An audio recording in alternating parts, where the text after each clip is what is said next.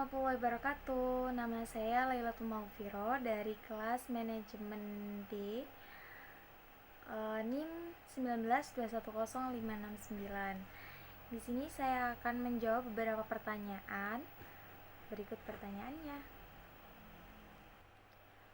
Pertanyaan pertama yakni bagaimana arah dan strategi kebijakan ke depan dalam menghadapi ekonomi digital.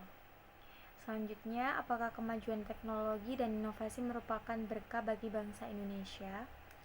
Atau faktor apa yang perlu segera ditangani untuk menghindari kesenjangan yang lebih tinggi? Berikut jawabannya. Yang pertama yakni arah kebijakan. Yang perlu diperhatikan adalah 1. Penguatan pilar pertumbuhan dan daya saing ekonomi. Yang kedua, penguatan kewirausahaan dan usaha mikro, kecil dan menengah atau UMKM.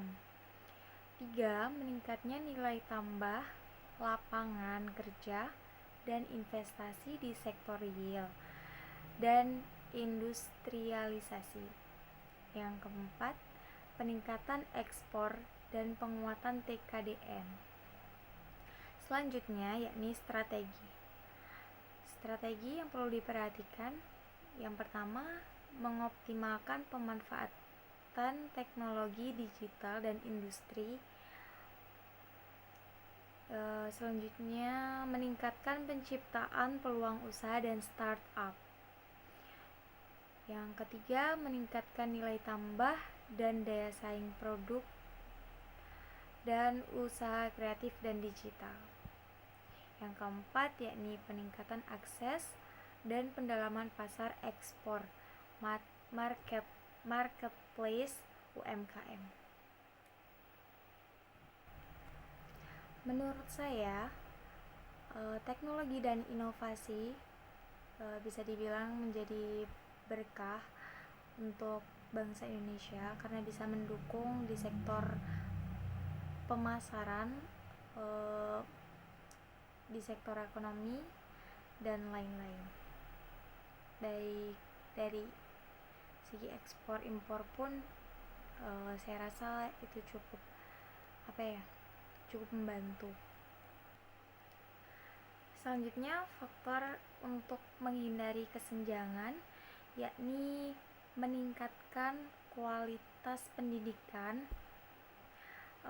seperti dengan memberikan beasiswa kepada siswa-siswi yang kurang mampu.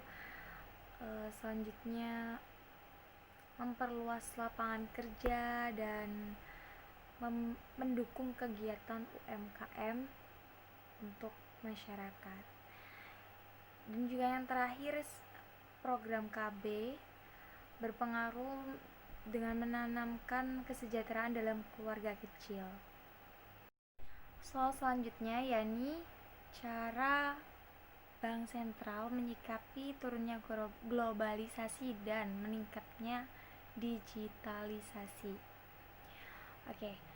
Dari artikel yang sudah saya baca, ada Bank Sentral merespon hal tersebut. Dan kebijakan pertamanya yakni menerapkan bauran kebijakan Bank Sentral atau policy mix.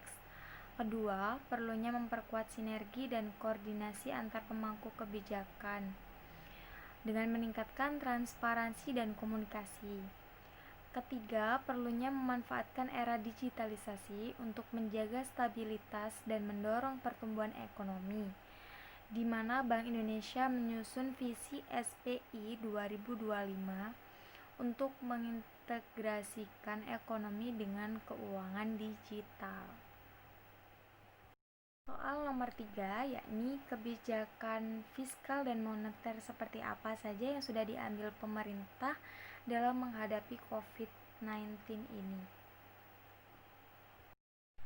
Yang pertama yakni kebijakan fiskal yang diambil pemerintah untuk menangani pandemik ini. Yang pertama itu refocusing kegiatan, yang kedua yakni realokasi dana atau anggaran. Dana tersebut diambil dari APBN sebesar 62,3 triliun. Gunanya untuk penanganan COVID-19 ini, serta untuk membantu masyarakat yang perekonomiannya melemah dengan cara memberikan kartu Indonesia Sehat, memberikan beras sejahtera, memberikan kartu program keluarga harapan. Selain itu, dana tersebut digunakan pemerintah untuk memenuhi kebutuhan kesehatan untuk tim medis maupun masyarakat. Selain itu juga ada pembebasan pajak impor maupun penanggungan pajak karyawan dan pemberian insentif pajak pertambahan nilai yang terdampak COVID-19. Presiden RI juga memberikan arahan kepada kementerian untuk membantu UMKM dalam memprioritaskan pembelian produk UMKM, terus mendorong BUMN untuk memberdayakan UMKM dan produk UMKM masuk e-katalog. Selanjutnya yakni kebijakan moneter yang diambil selaras dengan kebijakan fiskal dalam meminimalisir dampak COVID-19 terhadap perekonomian nasional dengan cara yakni menjaga nilai tukar rupiah, mengendalikan inflasi, dan memberikan stimulus moneter untuk dunia usaha. Sekian jawaban yang bisa saya sampaikan. Wassalamualaikum warahmatullahi wabarakatuh.